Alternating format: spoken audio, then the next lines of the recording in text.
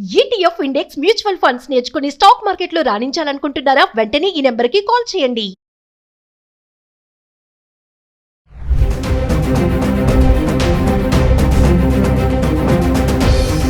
నమస్తే, welcome back to Suman TV. నా జీవితం నాకు నచ్చట్లేదు. బ్రతకాలని ఉన్నా బ్రతకలేను. పిల్లలను వదిలి ఉండలేను. అమ్మ నన్ను క్షమించు. మరి మేడ్చల్ల చెర్లపల్లిలో రైల్వే ట్రాక్ పైన సూసైడ్ చేసుకున్న తల్లి పిల్లల సంఘటన చాలా దారుణం కదా, ఎంతో బాధాకరమైన విషయం. మరి ఎటువంటి ఆర్థిక సమస్యలు లేవు, ఎటువంటి కుటుంబ సమస్యలు లేవు, చక్కగా ఉన్నారు. పిల్లలు చదువుకుంటున్నారు, intermediate, inter second year and inter first year. ఆవిడ చూస్తే ఐటీ ఎంప్లాయీ. మరి ఏం జరిగింది? ఎందుకు ఇంత బలవన్ మరణానికి పాల్పడుతున్నారు? పిల్లలను సైతం కడతీరుస్తున్నారు. మరి అసలు దీని వెనకాల జరిగినటువంటి స్టోరీ ఏంటి?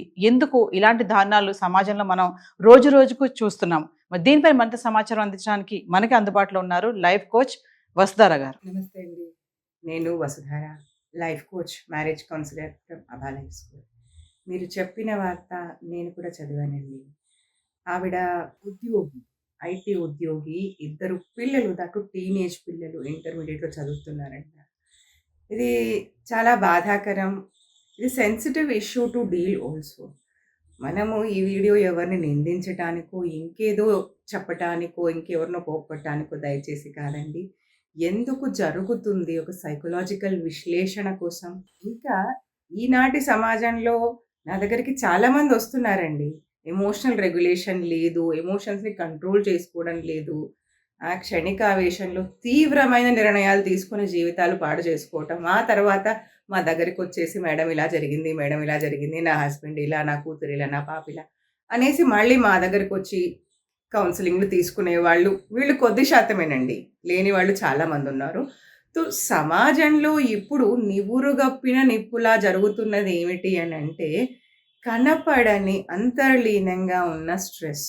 ఈ స్ట్రెస్ని ఎలా బహిర్గతం చేయాలి, ఎలా ప్రాసెస్ చేయాలో తెలియకుండా ఇగో ఇలాంటి తీవ్రమైన నిర్ణయాలు జనాలు తీసుకుంటున్నారండి.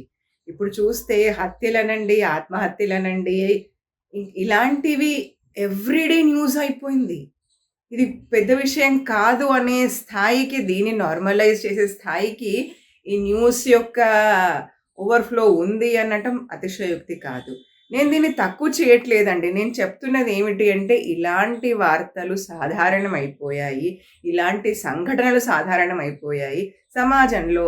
దీనికి సైకలాజికల్గా మనము ఏం చెప్పొచ్చు, ఎందుకు జరుగుతున్నాయి, జరగకుండా ఎలా ఆపొచ్చు అనే విషయం గురించి మనం మాట్లాడదామండి. మొదటిది, ఆ అమ్మాయి తల్లి కూడా చెప్పారంట, ఇంకెవరో కూడా చెప్పారంటే ఆఫీస్లో కొలీగ్స్, వీళ్ళు కూడా చెప్పింది ఏమిటి అని అంటే, సమస్యలు ఏమీ లేవంట, మరి ఆవిడ ఇలాంటి స్టెప్ ఎందుకు తీసుకుందో అనేది ఒక వినికిడి. సమస్యలు లేవు, సమస్యలు కనిపించట్లేదు, 2 ఒకటి కాదండి. సమస్యలు కనిపించటం లేదు, ఆవిడ చెప్పటం లేదు, doesn't mean she doesn't have any problem. ఏమిటంటే మనకు ఒకటి నేర్పిస్తారు కదా, గుడ్ గర్ల్ కండిషనింగ్ అనండి, గుడ్ మదర్ కండిషనింగ్ అనండి. చాలామంది మహిళలు ఏడవరు, కోప్పడరు, గొడవ పెట్టరు, కంప్లైంట్ చేయరు. అంత మాత్రం చేత వాళ్ళకి సమస్యలు లేవు అనుకోవటం ఎంతవరకు కరెక్ట్? లోపల అంతర్లీనంగా పెరుగుతున్న స్ట్రెస్ ఎవరికి చెప్పుకోవాలో తెలియదు, ఎవరికి చెప్తే ఎలా రియాక్ట్ అవుతారో తెలియదు. అందున ఈవిడ భర్త దుబాయ్లో ఉన్నట్టు చెప్తున్నారు. సో ఒక ఒంటరితనమే కదండి. జీవిత భాగస్వామి అని ఎవరినీ చెప్పరండి. భర్తకు భార్య, భార్యకు భర్తను మాత్రమే జీవిత భాగస్వామి అని చెప్తారు. సో అలాంటి జీవిత భాగస్వామి ఫిజికల్గా, ఎమోషనల్గా వాళ్ళ తోడు లేకపోతే, అది భార్య అవ్వచ్చు, భర్తే అవ్వచ్చు, ఖచ్చితంగా ఒంటరితనానికి లోన్ అయి తీరుతారు. వాళ్ళు దూరంగా ఉన్నా, ఒకే కప్పు కింద ఉండి ఇద్దరి మధ్య ఒక మంచి రిలేషన్షిప్ లేకపోయినా కూడా ఖచ్చితంగా ఒంటరితనము, రిలేషన్షిప్ స్ట్రెస్ అనేవి ఉండి తీరుతాయి. దాన్ని మనం అర్థం చేసుకోవాలి. ఆవిడ చెప్పుండకపోవచ్చు, కానీ అది ఉంది అన్నమాట వాస్తవం. ఇంకోసరికి వచ్చేసరికి, నువ్వు మంచి అమ్మవు అని అంటే, నీకు నువ్వు ఇంపార్టెంట్ కాదమ్మా, నువ్వు ఇప్పుడు అమ్మవు అయిపోయావు, నీ పిల్లల్ని చూసుకోవాలి, ఇల్లు చూసుకోవాలి, ఉద్యోగం చూసుకోవాలి, you have too many responsibilities. నీ కోసం నువ్వు ఆలోచించుకోవడం కాదు, నువ్వు నీ చుట్టూ ఉన్న నీ పిల్లల కోసం, నీ ఇల్లు, నీ బాధ్యత, నీ కుటుంబం, ఇదే నువ్వు ఆలోచించాలి అనే కండిషనింగ్ కూడా ఇవ్వబడింది. ఇలాంటి సందర్భాలలో ఆ స్ట్రెస్ని ఎలా ప్రాసెస్ చేసుకోవాలో తెలియక ఇలాంటి నిర్ణయాలు. ఇంకో మాట కూడా వచ్చింది, క్షణికావేశంలో ఇలాంటి తప్పులు చేస్తున్నారా అని. ఒకటి చెప్తామండి, ఒక 100 దెబ్బలు కొడితే ఒక మహావృక్షం విరిగిపోయింది అని అంటే 100వ దెబ్బకు విరిగిపోయింది, పడిపోయింది అది. సో మనం ఏం చెప్పొచ్చు, ఆ 99 దెబ్బలు వేస్టా? కాదు కదా. ఆ 99 దెబ్బలు కూడా నెమ్మదిగా ఆ వృక్షాన్ని కూలుస్తున్నాయి. కొంత కొంత కొంత కొంత కొంత కొంత 100వ దెబ్బకి అది పడిపోయింది. సో ఇది క్షణికావేశం కాదు, ఎన్నో సంవత్సరాల నుంచి పేరుకుపోయిన బాధ, తెలియని స్ట్రెస్, కోపం, ఫ్రస్ట్రేషన్, ఇలాంటివి, ఒంటరితనం, ఇలాంటివి అన్నీ కలిసి ఏదో ఒక వీక్ మూమెంట్లో ఇలాంటి నిర్ణయాలు తీసుకోవటం అనేది జరుగుతుంది. ఇంకొక విషయం వచ్చి, ఆవిడ పోతే పోయింది, పిల్లల్ని ఎందుకు తీసుకెళ్ళింది అనేది కూడా వినిపించిందండి. ఆ పిల్లలు చిన్నవాళ్ళు కూడా కాదు, వాళ్ళు ఇంటర్ చదువుతున్నారంట. ఇక్కడ ఇది తీవ్రమైన ప్రేమ, ఓవర్ ప్రొటెక్టివ్ ప్రేమ అన్నమాట. అబ్సెసివ్ ప్రొటెక్షన్ అంటారు దీన్ని. సో అలాంటప్పుడు నేను లేకపోతే నా పిల్లలు ఎలా, వాళ్ళని ఈ సమాజం బ్రతకనివ్వదు, నేను లేకపోతే వాళ్లకు ఇంకా ఏ ఆసరా లేదు, ఇలాంటి ఆలోచనలో ఆ పిల్లల పట్ల ఉన్న అబ్సెసివ్ ప్రేమ కారణంగా ఇలా జరిగింది. ఇంకొక విషయం వచ్చేసరికి, ఆవిడ పిల్లల్ని హాస్టల్ నుంచి పిక్ చేసి ఈ స్టేషన్‌కి వచ్చి, దీని మధ్యలో ఒక 4-5 గంటలు, మేబీ ఇంకా అంతకన్నా ఎక్కువే ఉందేమో డ్యూరేషన్. సో ఆ మధ్యలో ఆ పిల్లలకి ఆవిడ చెప్పే ఉంటుంది తన ప్రాబ్లమ్స్ ఏంటి, కాన్సిక్వెన్సెస్ ఏముండొచ్చు, బ్రెయిన్ వాష్ చేసి ఉండొచ్చు. వాళ్ళని కూడా ఒప్పించి, అంత పెద్ద పిల్లల్ని ఒప్పించడం అంత ఈజీ కాదండి. మేబీ ఆ పిల్లలకు కూడా తెలిసే ఉండొచ్చు, తమ తల్లి పడుతున్న బాధ, ఆవేదన ఏదైనా ఉండి ఉండొచ్చు. ఆ పిల్లలకు తెలిసే ఉండొచ్చు గాక. ఆ కొన్ని గంటల్లో ఆవిడ వాళ్లకు చెప్పి కూడా ఉండొచ్చు ఇంకొంత. సో మొత్తం అందరూ కలిసి ఈ నిర్ణయం తీసుకొని ఉండొచ్చు. ఇంకా ఒక చాలా బాధాకరమైన విషయం ఏంటంటే, దాంట్లో చూపించారనమాట, ఆ పిల్లలు భయపడితే ఆవిడ తన పిల్లల్ని దగ్గరగా హగ్ చేసుకొని మరీ ఆ స్పీడింగ్ ట్రైన్ ముందు నిల్చుంది. ఇది అసలు మాట్లాడటానికి చాలా మాటలు రావట్లేదండి.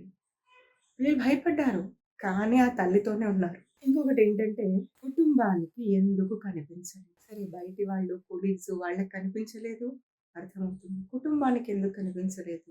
వాళ్ళ అమ్మ కూడా చెప్పారు, ఏ బాధ లేదు అనేసి.